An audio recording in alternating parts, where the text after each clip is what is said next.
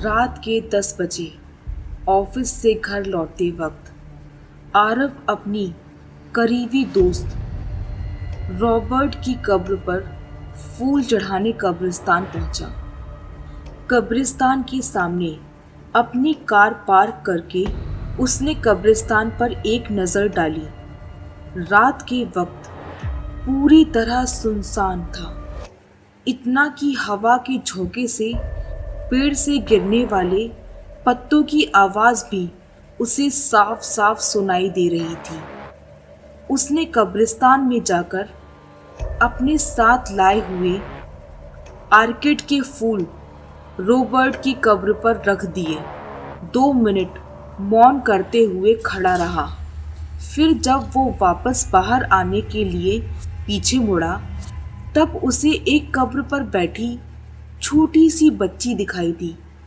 बच्ची के हाथ में एक हरे रंग का कांच का टूटा टुकड़ा था, जिसे वो बार बार आंख पर लगा के आसपास की कब्रों को देख रही थी।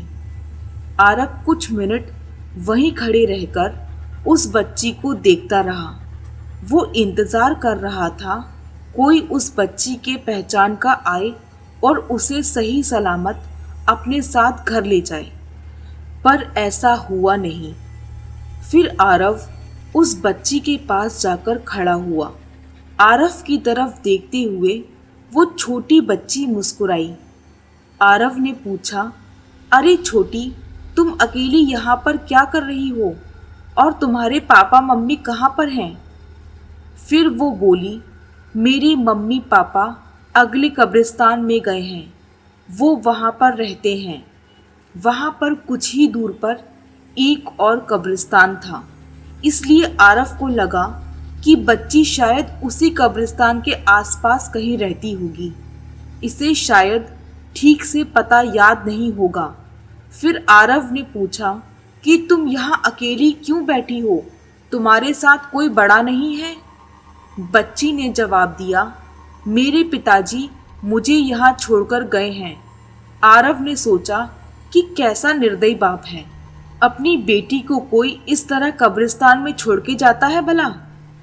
आरव उस छोटी बच्ची से इतनी बातें कर रहा था, पर उसका ध्यान सिर्फ उस कांच के टुकड़े में ही था। वो बस उसमें एक आंख बंद करके इधर उधर देख रही थी। आरव ने आखिर उस बच्ची से पूछ ही लिया कि तुम कांच में से क्या देख रही हो? उसने जवाब दिया कि इस हरे कांच के टुकड़े में मुझे गायब होने वाले लोग दिखते हैं, बहुत मज़ा आता है। गायब होने वाले लोग? आरव को कुछ समझ में नहीं आया। वो बच्ची के साथ और कुछ देर खड़ा रहा, फिर उसे गोद में उठाकर कब्रिस्तान से बाहर निकल आया। चलते चलते गोद में बैठी उस बच्ची ने अपना नाम तृषा बताया। आरव ने जैसे ही कब्रिस्तान के बाहर कदम रखा, उसे अचानक तेज ठंड के मौसम ने घेर लिया।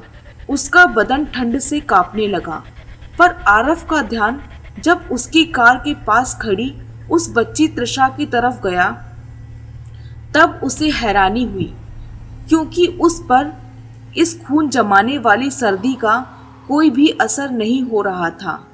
उस वक्त तृषा कांच के टुकड़े में से आरव की तरफ देख रही थी। तभी उसके चेहरे के हाव भाव अचानक से बदलने लगे। वो बोली, अंकल आपके पीछे कोई है।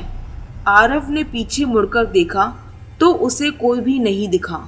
उसे लगा कि तृषा शायद मजाक कर रही होगी।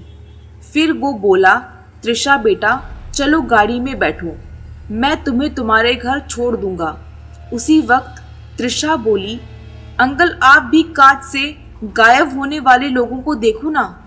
आरव बोला, मैं बाद में देखूंगा, बस तुम अब कार में बैठो।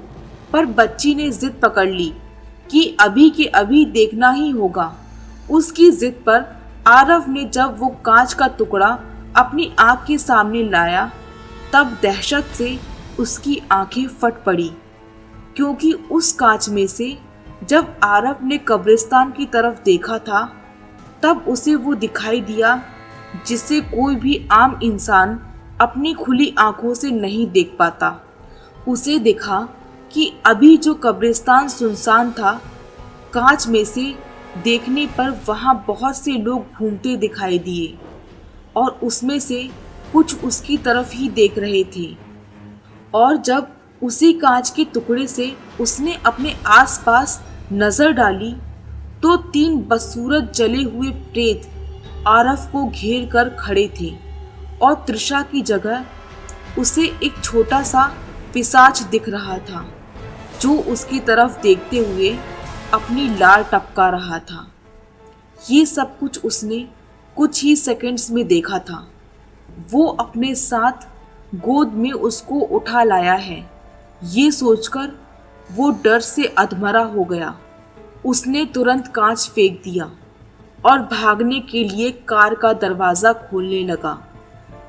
तभी उसे खी खी खी खी ऐसी शैतानी हंसी सुनाई दी और अगले ही पल पूरे कब्रिस्तान ने आरव की दर्द भरी चीख सुनी, क्योंकि वो छोटा पिशाच आरव की पीठ पर बैठा हुआ था और अपने नुकीले दांत उसने आरव की गर्दन में 2 इंच अंदर घुसाए हुए थे और बड़े ही चाव से खून चूस रहा था। जब आरव के शरीर का खून खत्म हुआ तब वो निष्प्राण होकर जमीन पर गिरा। फिर कब्रिस्तान से निकले चुड़ैल और प्रेतों ने उसके शरीर का मांस नोच नोच कर खाया और अपनी भूख मिटाई।